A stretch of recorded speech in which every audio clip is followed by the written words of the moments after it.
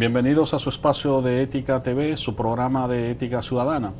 En este espacio semanal tratamos de intercalar entre los programas que dedicamos a tópicos de interés social, aspectos que tienen que ver con la reflexión ética, ¿no? Porque es un programa de ética. Y en ese sentido, cada cierto tiempo invitamos a un especialista de ética, a un profesor de ética, para que nos aborde sobre algún tópico que ha sido trascendente en la historia del pensamiento ético de nuestra cultura occidental.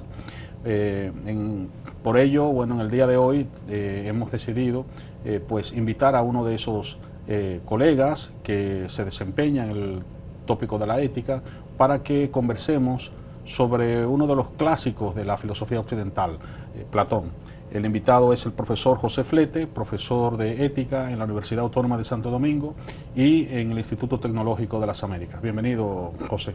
Un placer. Bien, José, tú tienes prontamente un conversatorio sobre un texto clásico de Platón, pero que no es tan conocido, ¿no? Porque usualmente a Platón se le conoce por la República, por el Fedro, etcétera. Y el texto con el que tú vas a conversar con profesores y alumnos se denomina Menéxeno, ¿no? Menéxeno. Ajá, entonces, dinos, ¿de qué trata esta obra?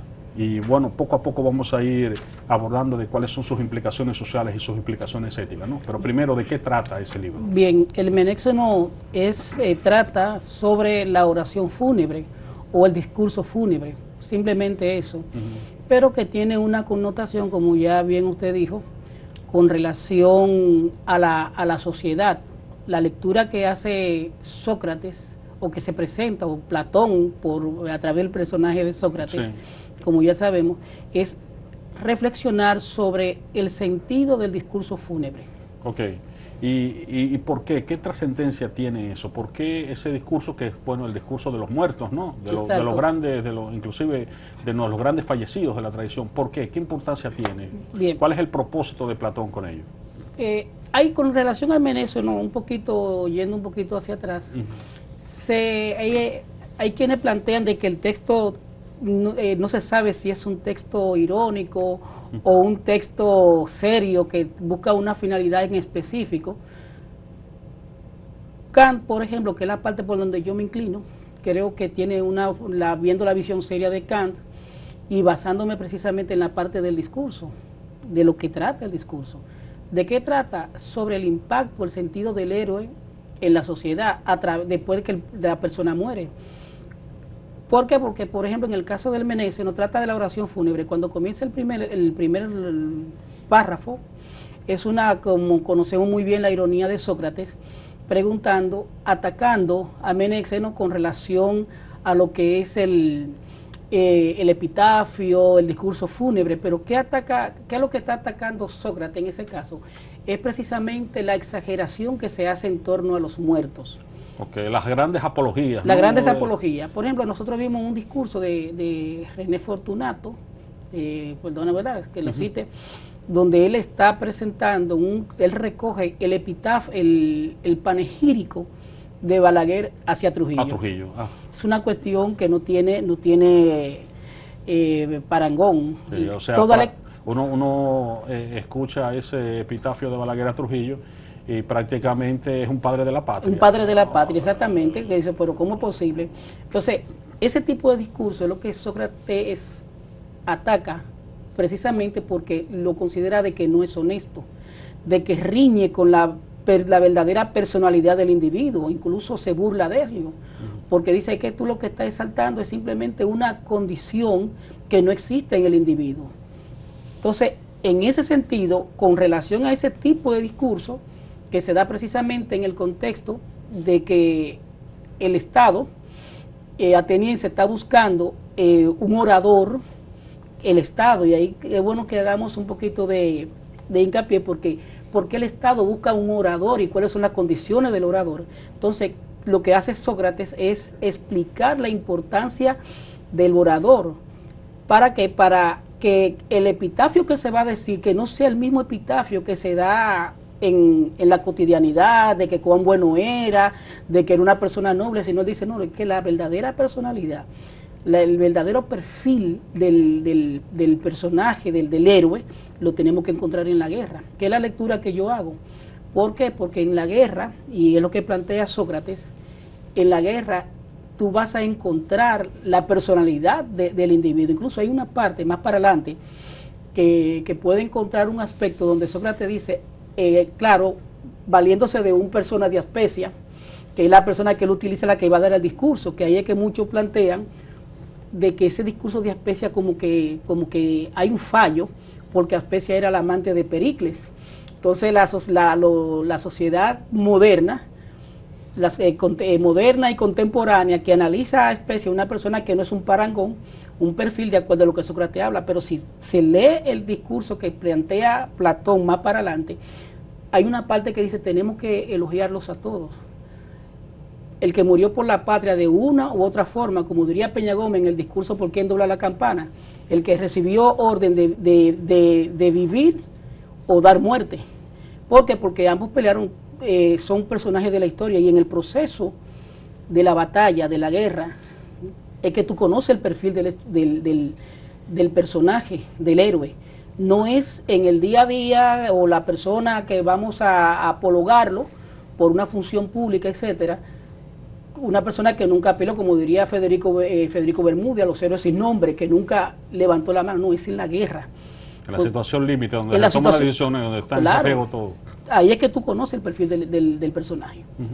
En esto que está señalando con respecto al orador, también tiene un trasfondo. Platón mantuvo una batalla intelectual con los sofistas. Sí, así. Y por lo tanto con su estilo de enseñanza, ¿no?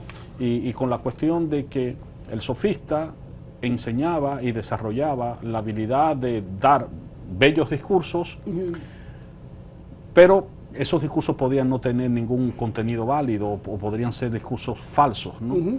Entonces hay una batalla ahí también con la cuestión de el hecho de cómo los discursos de los oradores pueden manipular a la juventud y cómo en función de eso pues la ciudad puede tomar un mal derrotero. Es un tema bastante actual hoy, ¿no? Donde precisamente nuestras sociedades están muy permeadas por grandes oradores, por individuos que son capaces de construir discursos que lucen en una primera instancia atractivos, pero que en el fondo son falaces, ¿no? Sí.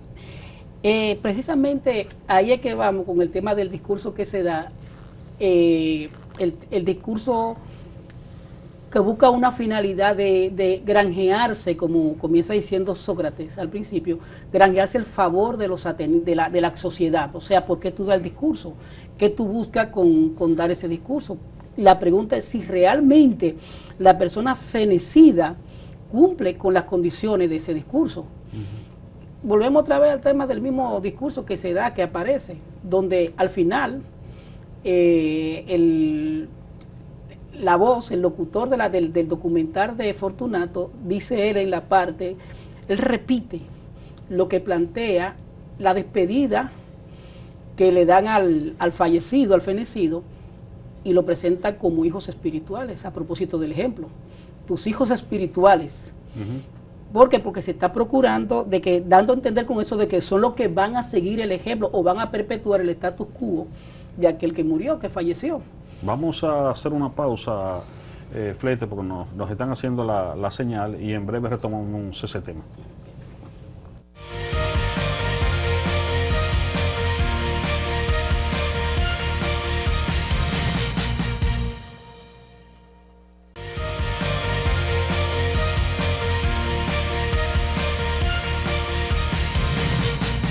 Continuamos en su espacio de Ética TV, su programa de Ética Ciudadana, abordando uno de los textos clásicos de Platón, el Menéxono, con el profesor de Ética José Flete.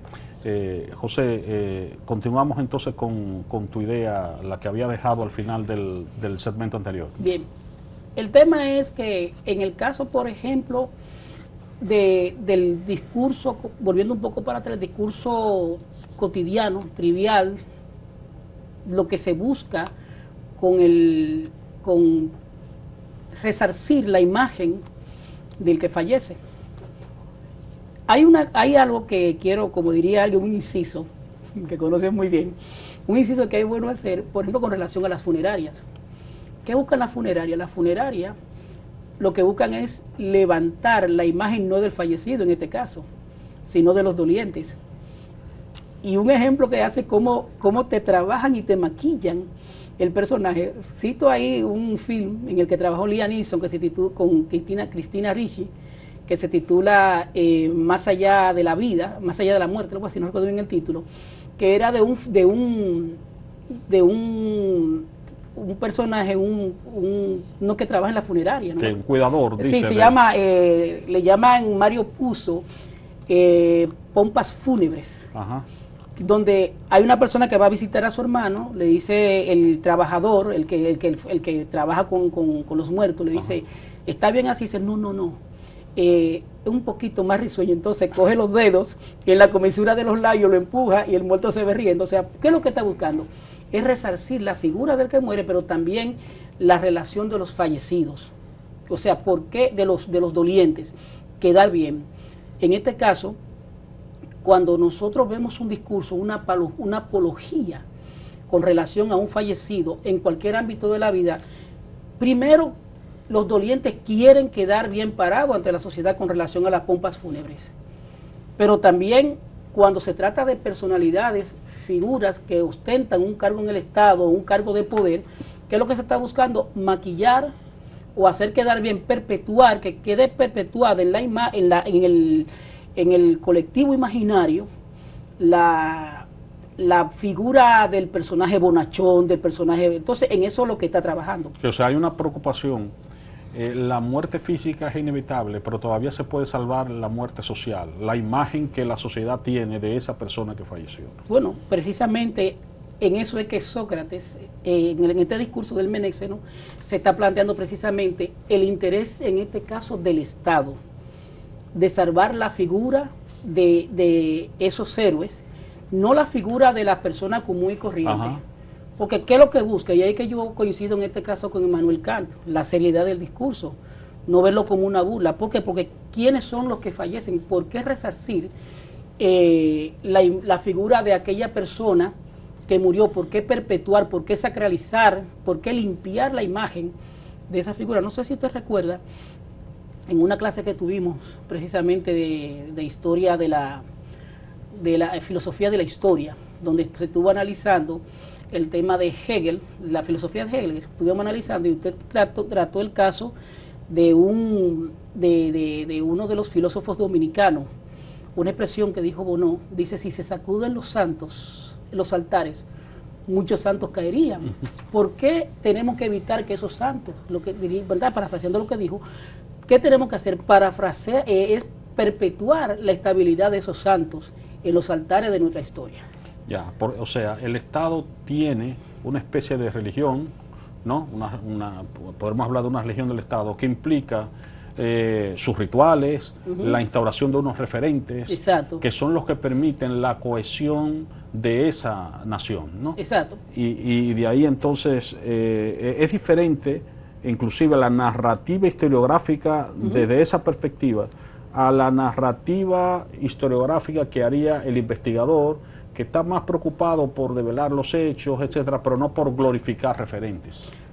Porque es que el tema de los referentes con relación a la sociedad, y Sócrates en el discurso emplea la palabra patria, porque ¿quiénes son los que van? Si no tenemos un referente para perpetuar, porque la patria, o el Estado, en este caso vamos a decir el Estado, quienes lo perpetúan, o el status quo del Estado, o el bienestar del Estado, quienes lo perpetúan son los ciudadanos. Pero para que un ciudadano pueda darle continuidad, que es lo que está planteando Sócrates en el Menéxeno, para que el Estado pueda tener continuidad y pueda permanecer en salud, vamos a decir así, tiene que tener ciudadanos comprometidos. Pero, ¿quiénes son los que van a erigir la estatura o el bienestar de esos ciudadanos? Bueno, son los que han fallecido, los que van delante. Por esa razón, si leemos bien el Menéxeno, vamos a ver que en una parte que yo le critico a algunos, cuando Sócrates comienza, la apología no comienza con resarcir la imagen de los vivos. No, es resarcir la imagen de los que fallecieron, de los que murieron. Dice él, comenzando en boca de Aspasia, dice él, Aspasia plantea que es cosa decorosa, que luego lo van a repetir más para adelante, los héroes y poetas del siglo XIX, los intelectuales del siglo XIX, dulce y decoroso es morir por la patria. Pero dice Aspasia, dulce y decoroso es morir en la guerra por la patria. ¿Por qué? Porque son los que van a erigir el bienestar o el modelo a seguir de esos que siguen. Un ejemplo, quiero citar el film 300, que sé que lo vio, la película, que hay un momento en que cuando se encuentra la arenga que hace el general Leónidas a todos sus súbditos, es que él dice, vamos a morir, pero esta muerte de nosotros va a ser necesario para cohesionar a toda Grecia. O sea, para morir, para poder cohesionar a todos los ciudadanos se necesitan figuras claves. Por esa razón, los regímenes de facto, ¿qué hacen ellos con la figura simbólica o figuras que son referentes sociales? Primero los ultrajan, desaparecen el cadáver y después le levantan un discurso destruyendo el perfil ético-moral del personaje, o sea, lo destruyen, le hablan de una serie le levantan un prontuario delictivo. ¿Para qué? Para que nos sirva de referente para las personas que vienen delante. Un ejemplo de eso también lo podemos encontrar en las escrituras, en el libro de Jueces, que dice, comienza el capítulo 1, dice, después de X tiempo, se levantó una generación y dice que no conocía ni a Josué, ni a Moisés, ni a Josué, y cada cual hacía lo que bien le parecía. ¿Por qué te cita estos dos personajes? Porque eran personajes simbólicos, referente moral, referente de trabajo, ¿para quiénes? Para la generación siguiente. Entonces, en este discurso, Sócrates se concentra precisamente en elevar un discurso, o sostiene que es necesario ponderar, o bien ponderar la imagen del héroe. Y en este caso, ¿a qué apela él? Él apela a que el orador tiene que tener bastante conocimiento del contexto histórico del personaje, para que pueda dimensionar, o bien dimensionar la figura del personaje. Un ejemplo de eso con relación a los padres de la patria. ¿Por qué se construye alrededor, en torno a los padres de la patria, ese perfil de desinteresado? Y no de nuestro país, de cualquier país. ¿Por qué se construye el perfil de desinteresado, el perfil de entrega total, todo eso? ¿Por qué? Porque es que es lo que va a resarcir, va a dar, como dicen en la diana, cuando digan que fulano murió por la patria. O sea, es una entrega, una especie de Balaguer lo describe como una especie de Cristo, destinado para morir por la patria. Muy bien, nos están haciendo la seña de que tenemos que hacer una pausa, así que vamos a realizarla y en breve volvemos.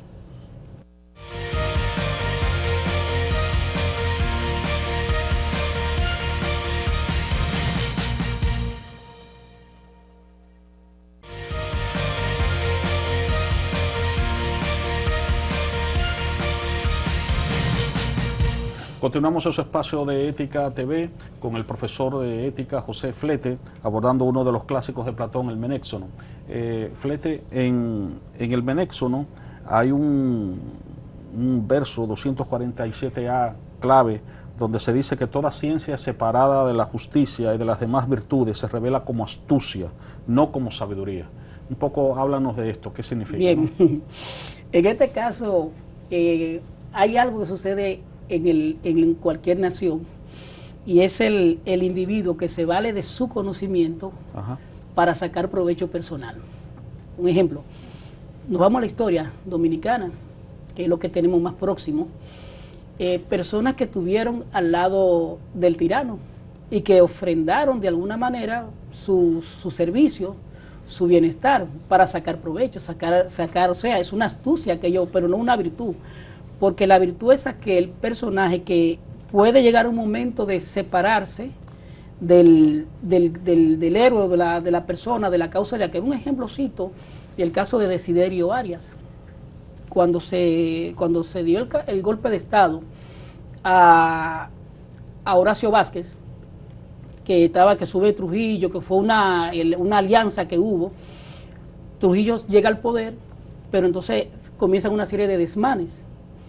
Ahí que operó la astucia. Pero Horacio Desiderio Arias le escribe una carta y le dice: yo lo apoyé a usted pensando que usted era una persona que iba a ser serio, que iba a ser responsable, pero todo lo que yo he visto me ha decepcionado, y déjeme decirle que yo no voy con usted y desde ahora usted me tendrá de frente.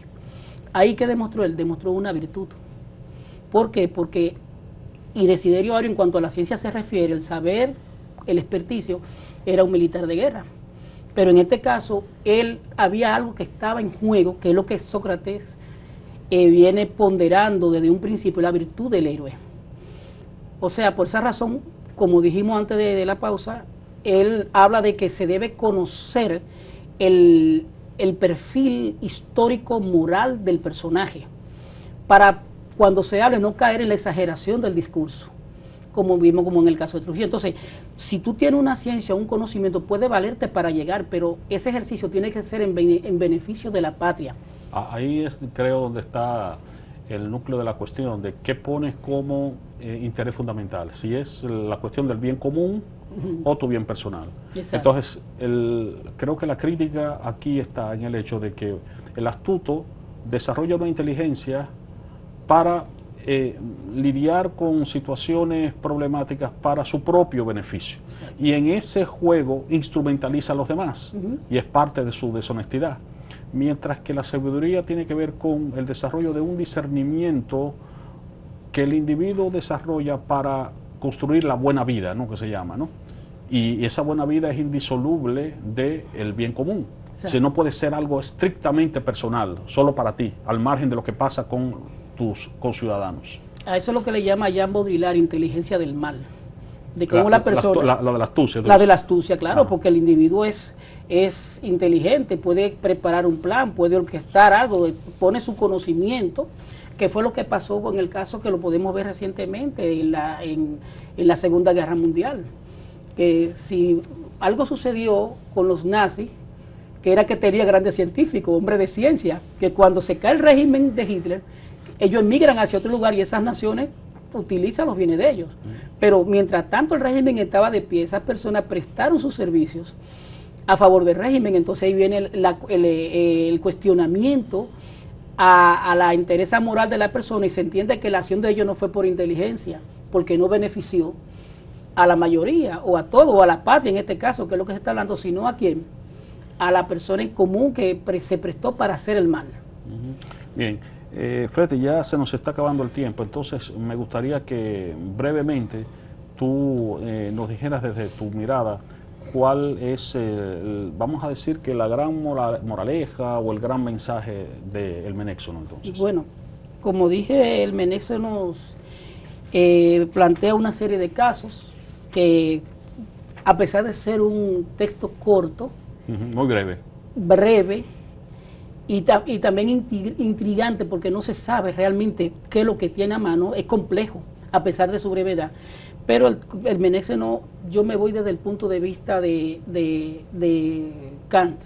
¿Qué es lo que se está planteando en este caso? Se está planteando de que hay una crítica en el Menexeno a la oración fúnebre, que procura resarcir la imagen del personaje por beneficiar a una persona en particular, que fue lo que vimos en el caso del tirano. Y entonces construir un falso discurso. Un falso discurso, exacto. En cambio, en el caso del héroe, ¿qué es lo que se busca? Construir, que se construya un referente moral para la sociedad. Muy bien. Bueno, pues gracias, Flete, por esta breve panorámica, ¿no?, de este libro que es muy extraño, muy poco conocido, ¿no? Y ya tendremos en otra oportunidad para conversar sobre otro texto de Platón, otro texto que tenga que ver con ética, ¿no? Gracias. Bien, y a ustedes gracias por acompañarnos en De Ética TV. Hasta la próxima.